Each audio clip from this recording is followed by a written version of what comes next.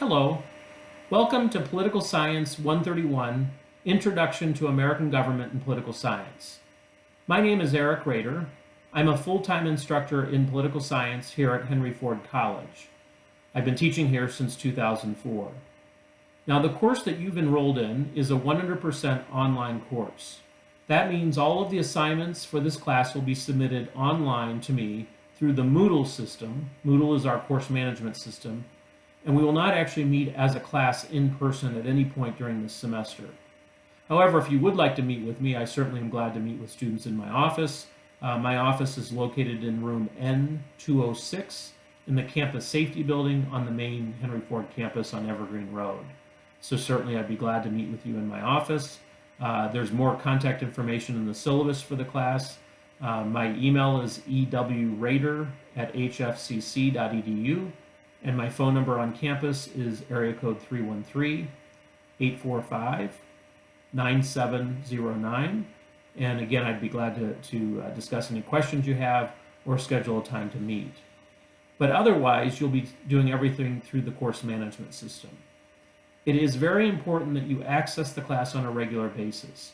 You don't want to wait until just before the due date to complete the assignments or do the readings for the class. One of the most important things you'll be doing each week is reading the assigned pages in the chapters. So it is very important that you purchase a copy of the textbook. You can do it through the college bookstore on Henry Ford campus. You can do it online, but it is important that you get a copy of the book as soon as possible. The book that we're using is called American Government and Politics Today. It's the 2016-2017 brief edition.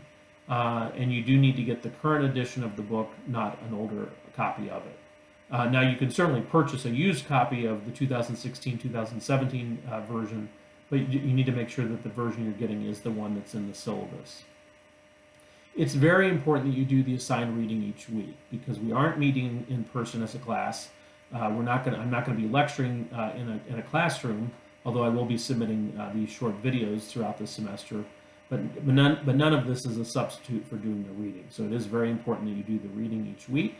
The assigned chapters are no more than about 25 to 30 pages at the most. So it's fairly easy to do the reading, but it is important that you do so. After you've done the reading, there are PowerPoint slides included with each folder. And the folders we start with chapter 1 and go all the way up through chapter 14. So please make sure you do read the PowerPoint slides that I've included with the folder after you've done the reading for the course for that week.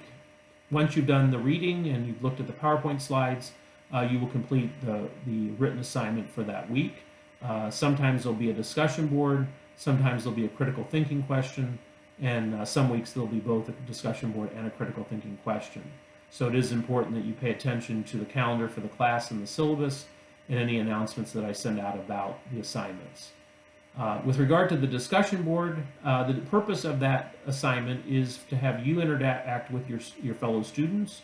So I will post a question to the discussion board each time that's related to whatever topic we're talking about. So for example, when we're talking about federalism, there would be a discussion board question that's somehow related to the topic of federalism. You will read my question, you will answer it as best you can. Your answer should be at least 5 sentences in length, and you will just respond directly to my post. After a couple of minutes, you will then be able to see the post submitted by your classmates. You will then be expected to respond to something that someone else has posted on the discussion board. Now, it's entirely up to you which post you respond to, but you will need to respond to at least one other student on the discussion board, and your response to another student should be about 3 sentences in length.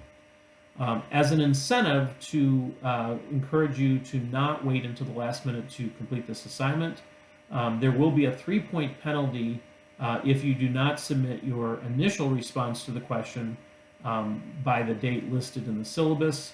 That date is about 3 days before the actual due date for the assignment. So certainly you can submit all of your posts on the day that they're due, but you're going to lose 3 points if your initial post was not submitted by the date listed in the syllabus. So please make sure you read through the syllabus to understand that. Again, the purpose of that is to have you interacting with your classmates throughout the week, not just on the day the assignment is due. So again, your initial response comes first. and then you'll respond to another student. But please don't wait until the day the assignment's due to do that, or you lose points on your initial post. The other written assignment you'll be submitting to me on a somewhat regular basis will be critical thinking essays. There are several of those through the semester. The critical thinking is an assignment where you're going to read a question that I've put in on the site. You will respond directly to me. This is not going to other students, but it'll go directly to me. And your response should be a 200-word essay addressing what the question is asking for. So please make sure you take your time with that. And again, there will be several of those through the semester. I would also note that all of the assignments can be answered based on the material provided with this course. You do not need to do any outside research for any of the topics. Certainly, you're more than welcome to search outside websites, but if you're including any information from an outside source in your essays or discussion board posts, then you need to give credit to your source. This is an issue of academic honesty. If you don't supply the required citation, you could put yourself at risk for either failure on the assignment or possibly even failure in the class. So it is an issue I take seriously. You need to submit your own work. Again, one easy way to avoid academic dishonesty is simply using the book and the materials provided with the course to answer the questions.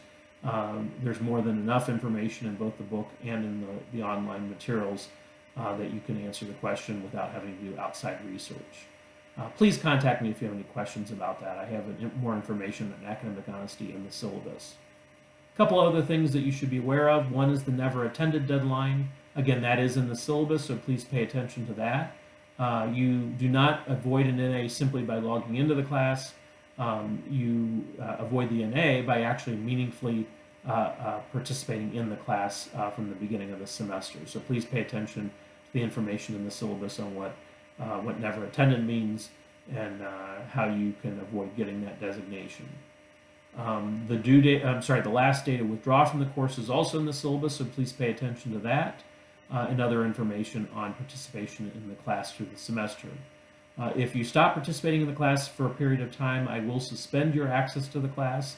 So if something comes up where you're unable to complete the assignments for a given week, please contact me. You can either email me or leave a voicemail for me to explain why you're not able to submit the assignment for that week. And certainly if there's an extraordinary circumstance, I would be willing to give an excuse for or an extension for the assignment. But I can only do that if you're in contact with me. So please don't assume that I'm just going to give the extension. There needs to be a valid reason for it, and you do need to initiate the contact with me. If I don't hear from you and you don't submit the assignments for a week, you will be suspended from the class until I hear from you. So please be aware of that.